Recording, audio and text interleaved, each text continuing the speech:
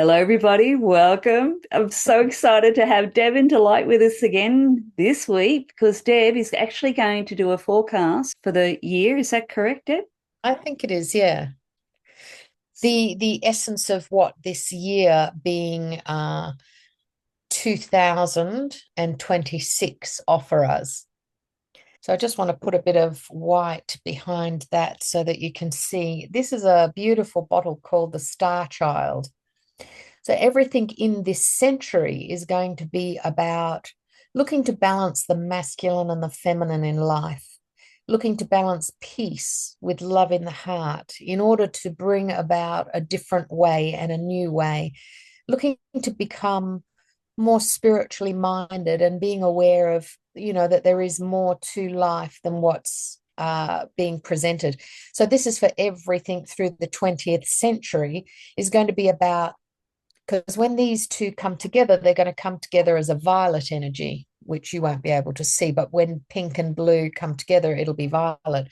So it's a time that we're currently in that's showing, the search between being of service to a greater purpose or being of service to the self. It's going to talk about unifying, merging, and separating. So we're all going to be facing this cycle of things that come together and these things that separate. So you hear quite a few people saying, oh, we're shedding the old or we're changing our tables to bring those things we wish to have in life. That's throughout the whole 20th century. So this beautiful bottle of orange is quite polarizing for many people.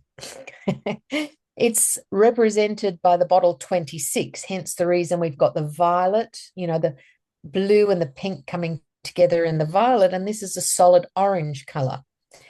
So the orange talks to us about bringing all the pieces of the self together where we may have fragmented in the past with something of a shock or perhaps a trauma where there's a part of us that might have disappeared out of the soul or a little part of us that stopped at 3 or 4 because of an experience.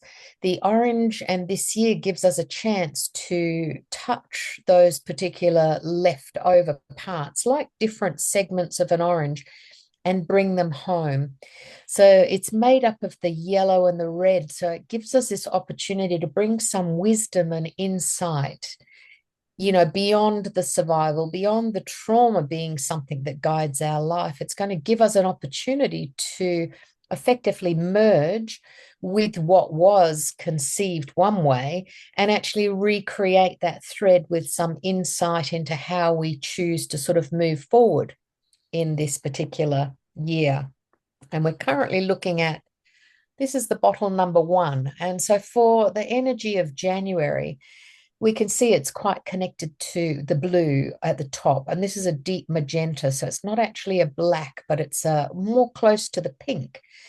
So in this particular time, we're able to sort of plan and communicate with ourselves, set the intent of having a peaceful mind, but also communicating anything in our body or that needs that physical healing, because the number 1 is about physical healing and sort of like setting the intent of where it is that you might like to go.